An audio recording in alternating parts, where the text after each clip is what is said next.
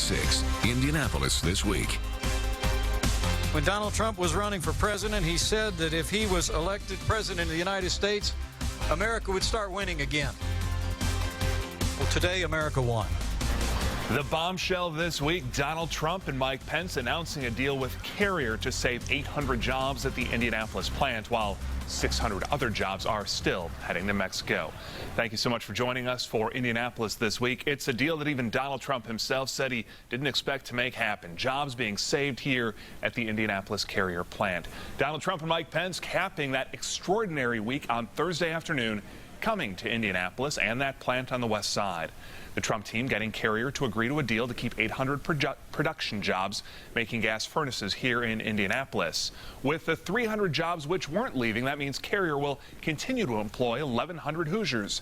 Trump had promised to save Carrier jobs repeatedly on the campaign trail, but he told the crowd Thursday a network news story about Carrier, and his promise just last week prompted him to take action. Got involved because of the love affair I've had. This has been a very special state to us. And I'll never forget, about a week ago, I was watching the nightly news. I won't say which one, because I don't want to give them credit, because I don't like them much, I'll be honest.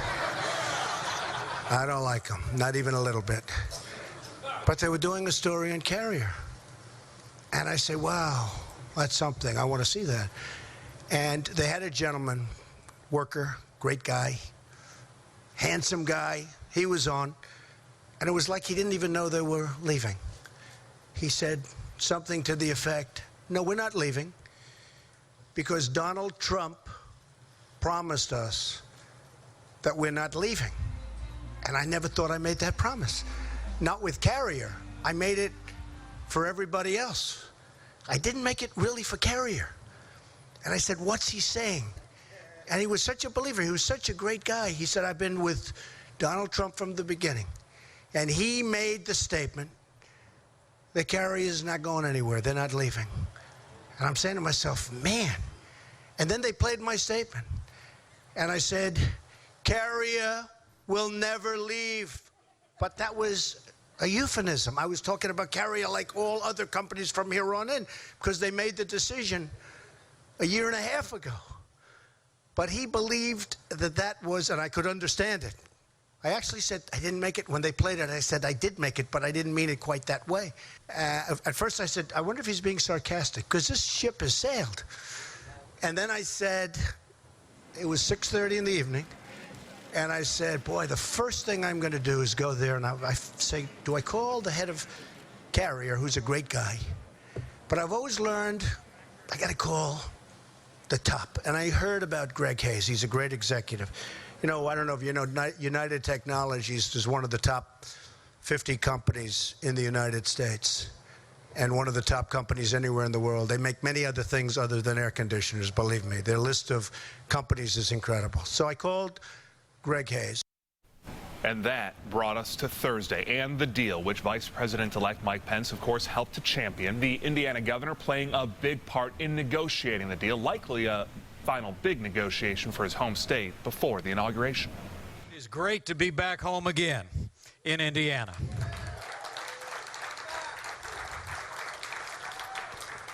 And this is a great day for Indiana. And it's a great day for working people all across the United States of America. You know, the state of Indiana is very proud. We're a proud manufacturing state. We're home to low taxes, sensible regulations, great schools and roads, and the best workforce in America.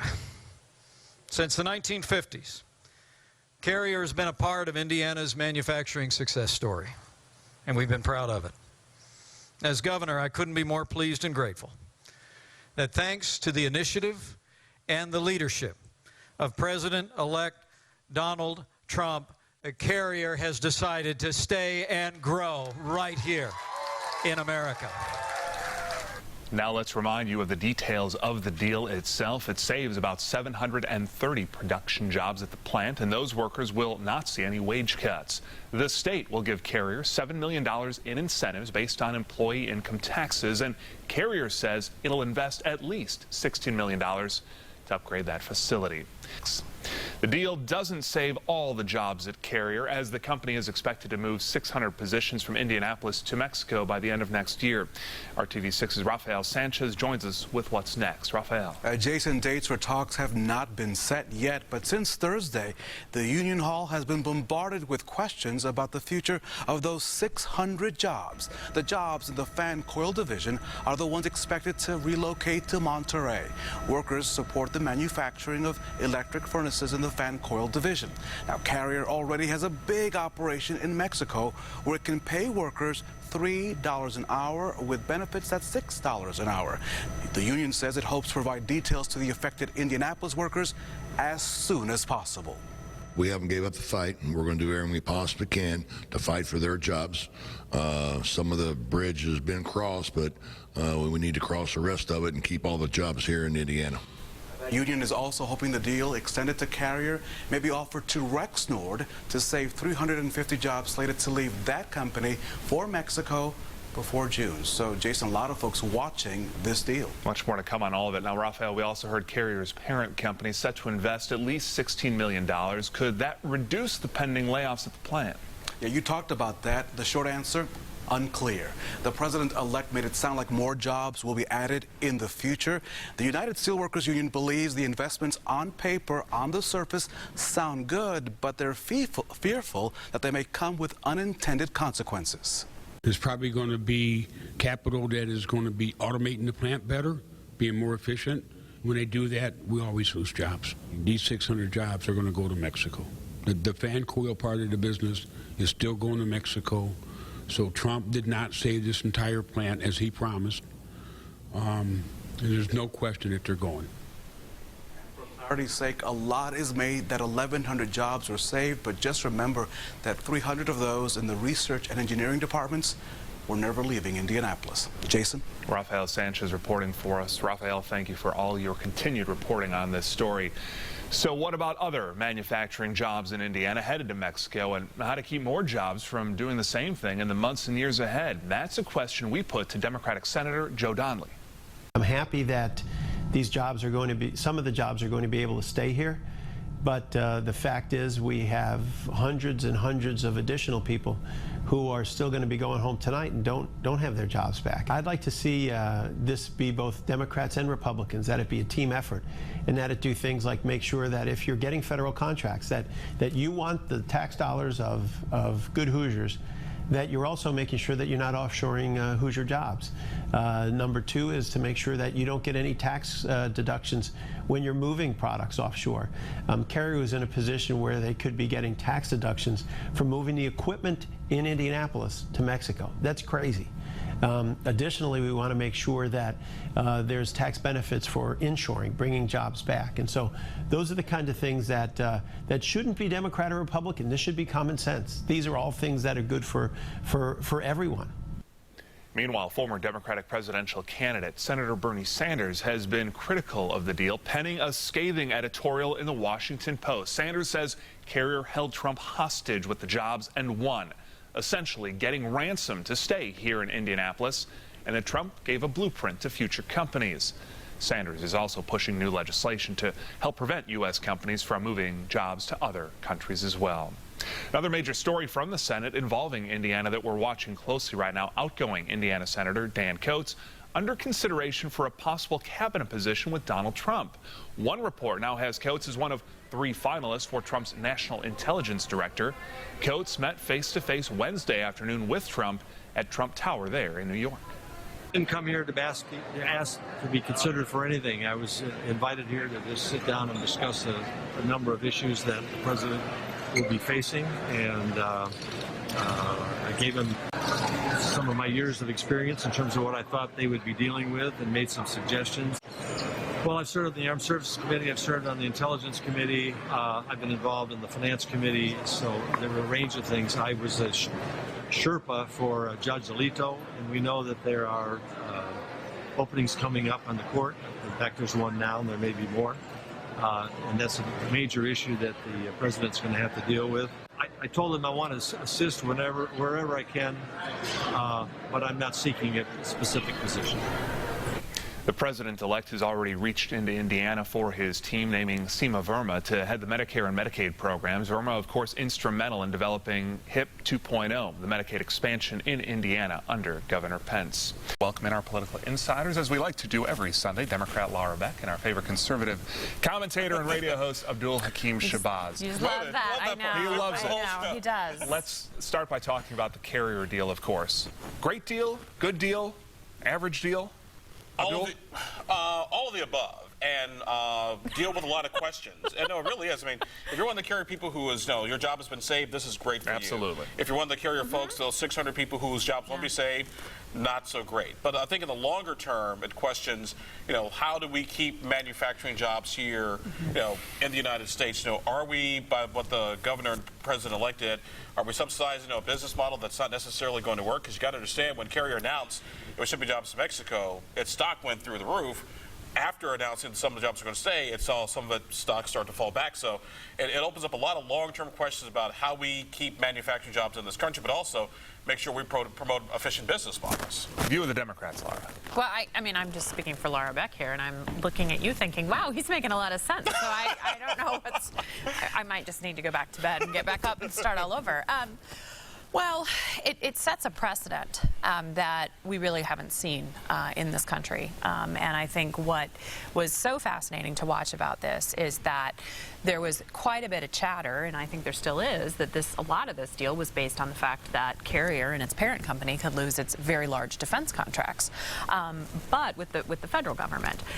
It also begs a really interesting question about the role of government, especially when it comes to these types of job announcements and when companies are leaving, and how much do you do? And so will Trump and Pence be able to replicate this across the country? I mean, there's all over the country, there are jobs going to Mexico, there are jobs leaving, they're being outsourced. And so every time this happens, are you going to throw $7 million at a company to keep under 1,000 people employed?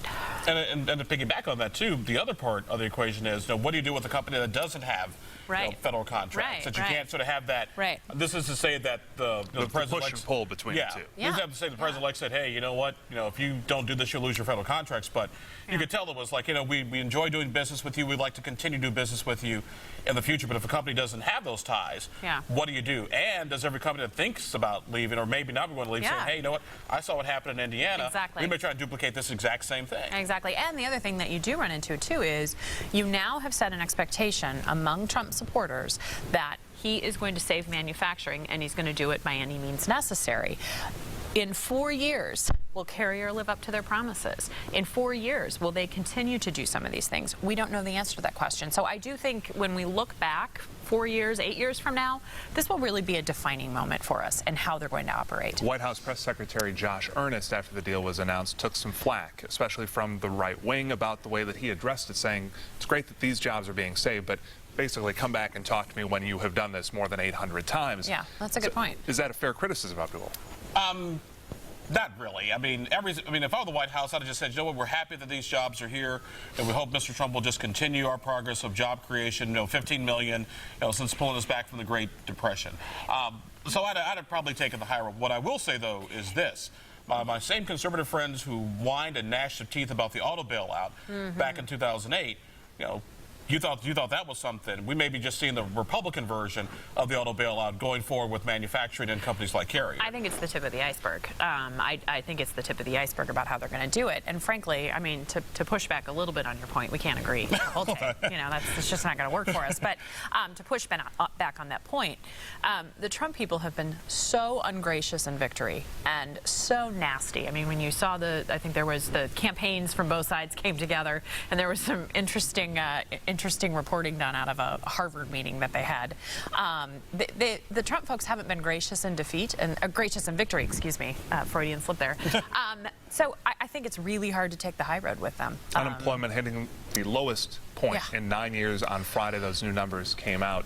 Does the Trump-Pence administration give the Obama administration any credit for that at any point? Oh, heck no. Or no?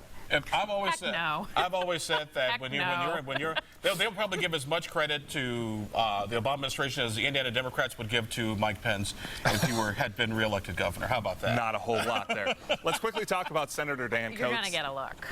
It's coming. Probably the 4th or 5th that he's gotten so far. Possibly. You're Let's going to get talk one, about too. Senator. Oh, I can't wait. Let's I talk know. about Senator Dan Coates quickly. His retirement could be short-lived. A lot of talk and discussion about him possibly joining the Trump administration.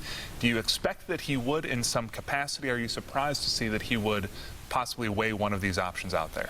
Anytime a president calls you and might want to consider you in service, you never just say no right away. I think Dan Coates would be a welcome seasoned addition to the Trump administration with his experience, wisdom, and also sage maturity level. And I think you'll see, whether it's Mike Pence, Seema Varma, or Dan Coates, you see some of the sage Indiana Hoosier wisdom that the Trump administration, I would argue, badly needs. As Senator Dan Coates prepares to leave his current role as senator, the Democrats' view of Senator Dan Coates and the job that he has done. Laura?